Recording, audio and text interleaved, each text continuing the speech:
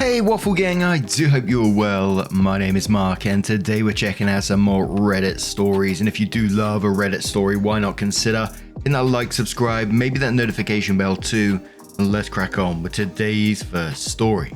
Much love guys. Now today's first story comes from a throwaway account from the Am I the Arsehole Here subreddit. It says, Am I the Arsehole Here? To ask my husband to block his female friend who warned him not to marry me. I, 26 female, want my husband, 27 male, to immediately block one of his friends, Kyla, 27 female. He thinks I'm overreacting and wants opinions from some cool-headed people on if I am just crazy or this is something this would cross the line for you. My husband has a group of 8 friends he is close with since his college days. Kyla is one of his friends. When my husband and I started dating, he introduced me to all of them and everyone was very friendly. I used to hang out with them frequently. I'm an introvert and so is my husband. I would always ask him to spend alone time as being in social settings just saps all my energy away. His friends and especially Kyla always made it a point to tell me how he hangs out with them less after he started dating me. Kyla also has a weird energy around me. If I was with my husband, she would be the most friendliest with me. However, as soon as he walked away, she acted like I did not exist. My husband hates to be touched by others. We are both ND. But Kyla would always tease him by trying to hug him, mess his hair, etc. I never felt she was flirting with him, but just teasing him to make him annoyed. Overall, just feels like a person who has a severe social boundary issue. We got married 2 years ago, and things have been great between us. Last week we had our second marriage anniversary and invited a bunch of people. His friends stayed back after all the guests left and we were all drinking and chatting. One of his friends, Jen, became a bit tipsy and started complimenting me on how beautiful our house is, how I care for my husband and how he has changed for the better since marriage. Everyone was laughing at my husband at how much of a slob he was when he was single. Jen then pointed at Kyla and said, "You better pay up because you had a bet that their marriage would not even last for 2 years." Everyone became silent and started changing the topic. I also did not want to spoil the mood and let it go, but it stuck in my head. After everyone left, I asked my husband what Jen was talking about. He also had noticed Jen saying that and was ready with a full explanation. He told me the story of what happened when we got engaged. When he proposed to me, he had not told his friends that he was going to do that. We went on a trip to Puerto Rico and he surprised me there. We put our engagement pictures on Instagram while we were on the trip, and it was a big surprise to everyone as we were only dating for 1 year. When he came back and met all his friends, everyone congratulated him. However, Kyla started ranting about how he was a fool to propose so quickly, and she felt that I was not the right girl for him. Seems like she has said some unkind things about me, implying I was a gold digger. My husband's family is wealthy, but so is mine. She had said that she bet we would break up within 2 years if we got married. That is why Jen was taunting her about how happy my husband was with me. I was very furious at this point, as I feel this is something he should have told me. I asked him to tell me truthfully if he had ever dated Kyla or had a history with her, as he has always told me that he has never dated anyone from his friend group. He said that he has of course not dated or hooked up with Kyla. However, Kyla had asked him out a few times when they were in college and he always politely declined. I asked why he said no to her, and he said he just does not have any romantic feelings for her. I can see that because my husband does have a type based on me or the other people he has dated in the past, and Kyla is the opposite of that. I am just mad at her for saying bad things about me, especially after knowing that we are already engaged and betting against my marriage. I told my husband that he needs to minimize contact with Kyla and she is not invited to parties at our house. He feels I am being too harsh for something she said almost 3 years ago. He also pointed out that she has been very supportive to both of us and also helped a lot during our wedding arrangements. He feels she is just blunt and forthright when she speaks, but she does not mean those. He told me to take some time and calm down and we'd revisit the topic in a week. He is worried this will completely change the dynamics within his friend group. Am I the arsehole for wanting him to block her and stop inviting her to our house? Do you think I'm overreacting?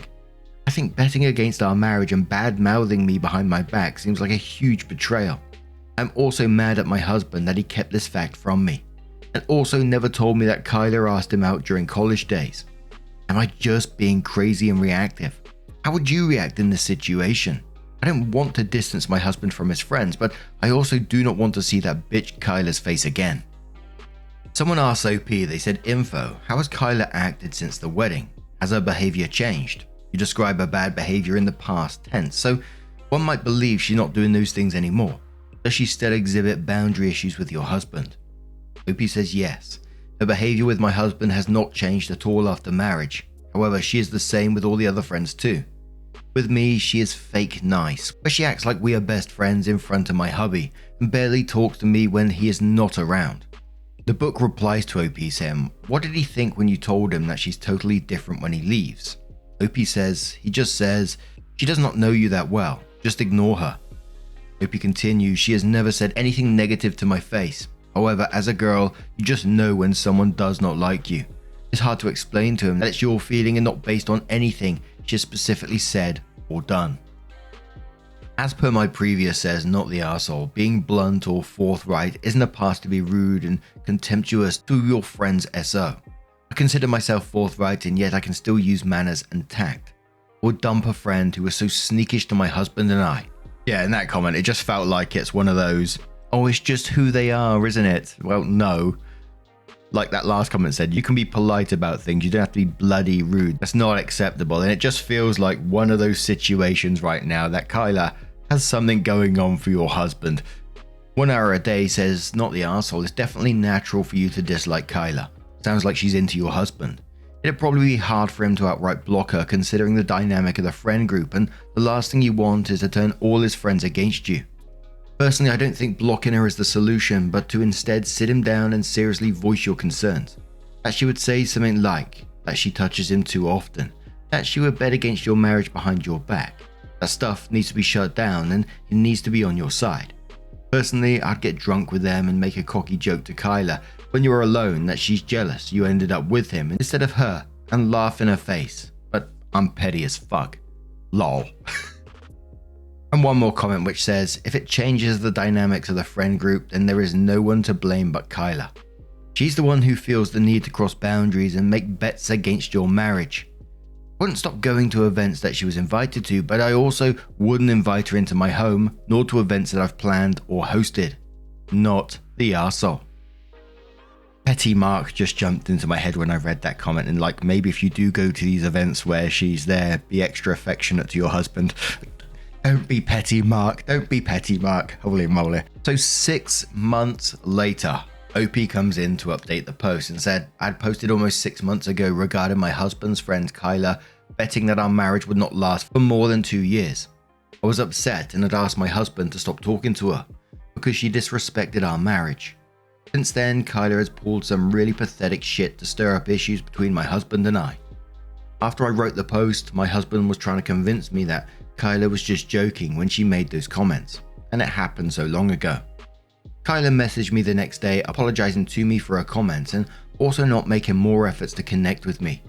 I accepted her apology and started warming up to her. She started inviting me for brunches and girls' nights out with them, and I felt included in their friend group. Oh, this ain't gonna go well, is it? One day during brunch, I brought up why Kyla really thought our marriage would not work out. Kyla told me that my husband broke up with his long-term ex-girlfriend Joanna 2 months before he started dating me. I knew that part, but Kyla told me that my husband was really heartbroken after the breakup and swore to her that he would stay away from dating anyone. When he met me, my mum set us up on a blind date. She was surprised how quickly we hit it off. Kyla thought that I was his rebound relationship, but when he proposed to me within a year, she was worried that he was making a very rash decision. My husband's family is rich, and she thought that it was unwise for him to marry so quickly without knowing me well. She did not know enough about me and that my family is also very well off. That is why she was concerned that I was taking advantage of his vulnerable state. She apologized to me and said that it was wrong for her to assume that over the years she has seen how happy we are together. I appreciated her honesty, and Kyla and I became good friends since then and started hanging out more frequently. Around 2 months ago, my husband went for a conference to Seattle for 3 nights after he came back. I got a "Hey girly" message on Instagram from Joanna, his ex. She told me that my husband contacted her a few months ago and that they met in Seattle during the conference, and she could give me more proof if I wanted. I went through my husband's Instagram, but he seems to have blocked her. I made a mistake of mentioning it to Kyla, as she is the only person honest to me about Joanna, and she went in detective mode to help me. She was still friends with Joanna on Instagram as they all went to college together, and opened her profile. The message sent to me was from a different profile, with no followers. We checked her photos and we saw that she attended the same conference as my husband did in Seattle. Kyla suggested I should ask Joanna for more proof and also ask my husband about the same before assuming the worst. I asked my husband if he met Joanna, and he said yes. He told me he just met her in the expo hall and chatted with her for a few minutes. I asked him why he did not mention it to me, and he told me it was just a quick conversation and he did not think too much of it. He asked me how I knew it, and I told him that Kyla mentioned that she saw her pictures at the conference, and I thought he might have seen her. I messaged Joanna again to share more proof. She told me that they've been chatting for the past 2 months and plan to attend the conference together. She shared a log of their messages where my husband was actively flirting with her. The screenshots did look legit, but I did not see any of those messages in my husband's Instagram profile. I talked to Kyla about it as I did not know what to believe. I messaged Joanna to tell us what happened between them, and she told me that he invited her to the room at night and they hooked up, but she does not have any photos as he insisted. They do not take pictures as he insisted they do not take pictures together. I immediately realized it was fake and messaged Joanna to fuck off. She kept on insisting that they were telling the truth, and she spent the nights with my husband in his room on all 3 nights. I told her that my husband and I were playing a video game, Sea of Thieves, for almost 2 to 3 hours each night after his dinner, as that is what we do to catch up when he is away. Unless Joanna was sitting behind him watching us play until we fell asleep. She was full of shit. I also told my husband about the whole incident, and he told me I should have come to him sooner. He told me that he has gone no contact with Joanna ever since they broke up, and he just ran into her at the conference. He told me I could check his phone and everything to verify that he has blocked her everywhere. I told him I do not need to. And Joanna might have run into him and just decided to fuck his life by making up stuff. When all the friends met that weekend, my husband and I told everyone how Joanna sent messages to me and faked everything. Kyla was also telling what happened as she had told her about it. Kyla accidentally let it slip out that it's lucky we are nerds and played video games at nights before sleeping. Else, props go to Joanna for making up a convincing story. I never told Kyla about the video game stuff. I just told her Joanna is full of shit, and I blocked her. It took me until I came home to connect the dots. I told my husband about it and he confronted Kyla.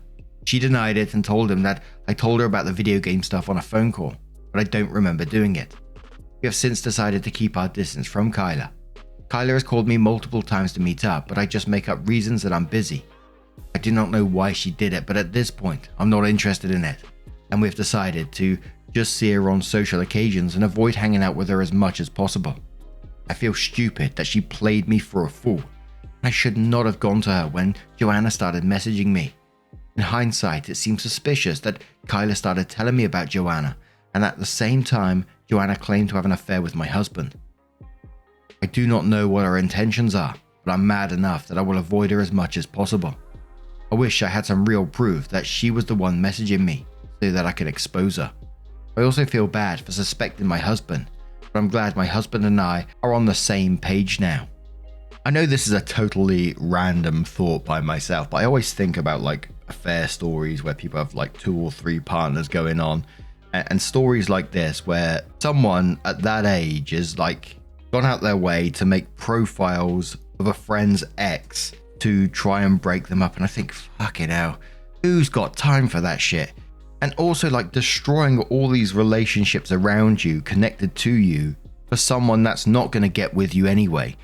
I think at this point, you know what's going on. We know what's going on. You need to tell Kyla to fuck off, basically, and be done with it, because, you know, that is someone that you don't want to keep around because she's going to cause some shit for you further down the line. But what do you guys make of this situation? Let us know your thoughts down in the comments below.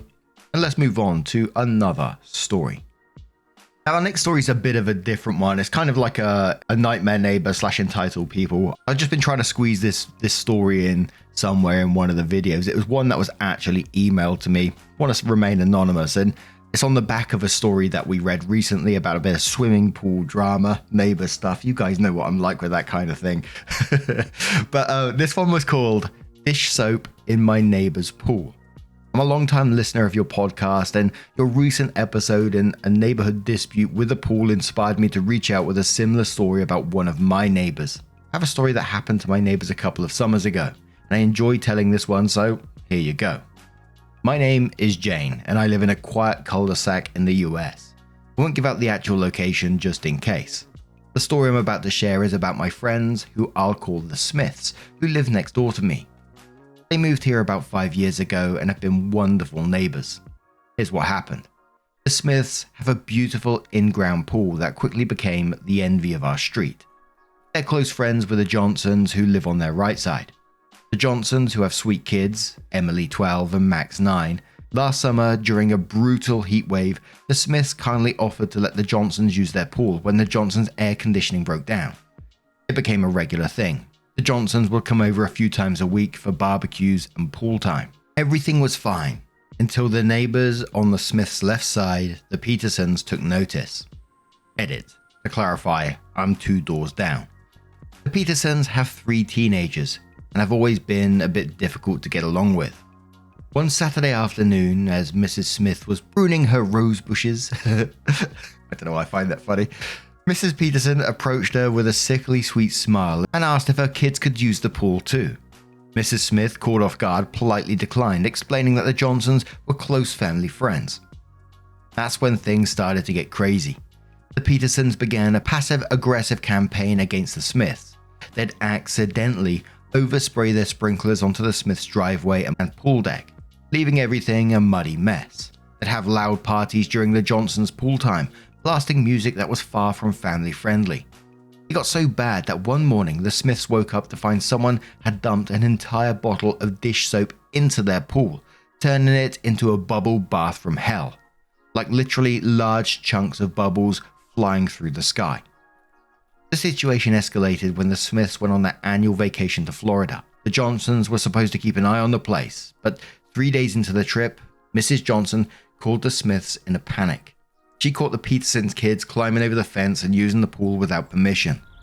When confronted, the kids claimed they had permission, which was a blatant lie.